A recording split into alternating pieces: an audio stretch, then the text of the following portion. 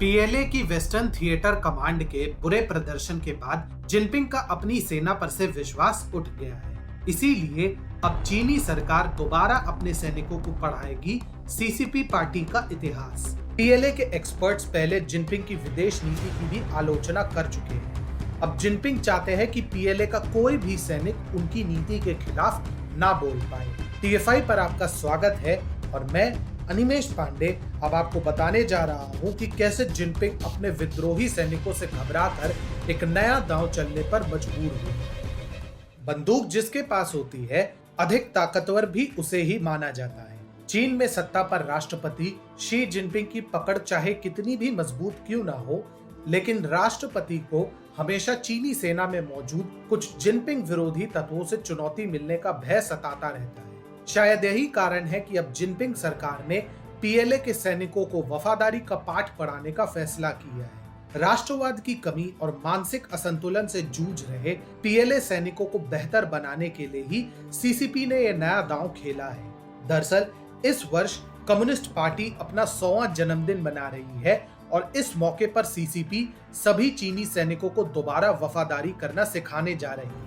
बीते मंगलवार को पीएलए के मेजर जनरल ली जुन में एक बयान में कहा, सेना को सुप्रीम कमांडर शी जिनपिंग के प्रत्येक आदेश का पालन करना होगा। हम सब की उनके प्रति जवाबदेही है। हर एक सैनिक को पार्टी के इतिहास के बारे में सिखाया जाएगा ताकि वे पार्टी के मूल सिद्धांतों के प्रति वफादार रहे और उनका पालन करें। सीसीपी की पूरी कोशिश है कि पीएलए के सैनिकों को जिनपिंग के विचारों का अंधा पालन करने के लिए तैयार किया जाए। जिनपिंग को सबसे बड़ी समस्या पीएलए की वेस्टर्न थिएटर कमांड से है, जिसे पिछले वर्ष गलवान में भारत के हाथों करारी शिकस्त का सामना करना पड़ा था। पश्चिमी थिएटर कमांड के सैनिकों को पिछले कुछ वर्षों से प्रमोशन भी नहीं मिला है। इसके साथ ही जिनपिंग ने भ्रष्टाचार विरोधी अभियान के अंतर्गत सेंट्रल मिलिट्री कमीशन के उपाध्यक्ष हुओ बोक्जियोंग और शू काइहो को उनके पद से हटा दिया था। माना जाता है कि पीएलए की वेस्टर्न थिएटर कमांड इन्हीं दोनों के सबसे ज्यादा करीब थी। दूसरी ओर चीनी सरकार की नजरों में पिछले वर्ष गलवान झड़प में वेस्टर्न थिएटर कमांड के सैनिकों ने स्तरहीन प्रदर्शन किया था। ऐसे में चीनी सरकार की नजरों में पीएलए की इस कमांड में वफादारी की कमी होना एक बड़ा मुद्दा बन गया है। इतना ही नहीं, पिछले वर्ष वियॉन की रिपोर्ट में सामने आया था कि पीएलए के विश्लेषक जिनपिंग की ताइवान नीति से भी बिल्कुल खुश नहीं है।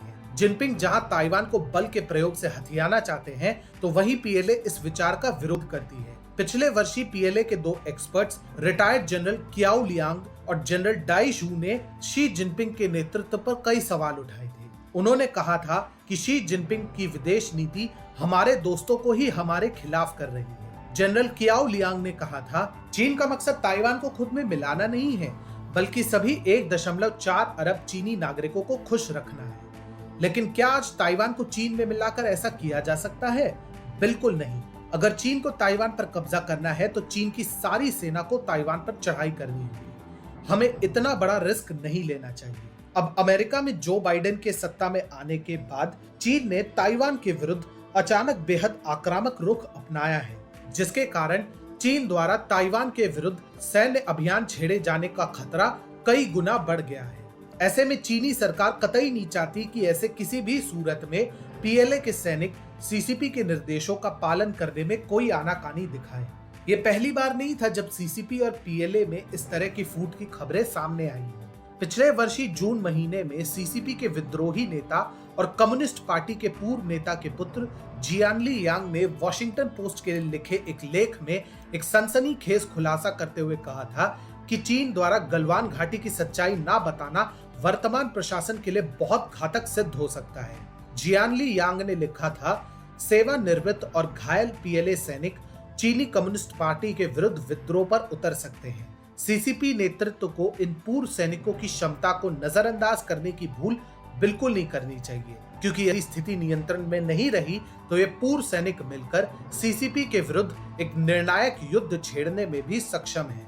स्पष्ट है कि जिनपिंग सरकार के विरुद्ध पीएलए द्वारा किसी तख्ता पलट की संभावना को नकारा नहीं जा सकता है।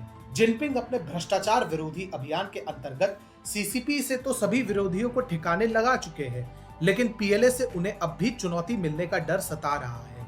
यही कारण है कि जिनपिंग सरकार अब अपने सैनिकों के लिए वफादारी का पाठ लेकर प्रस्तुत हुई है।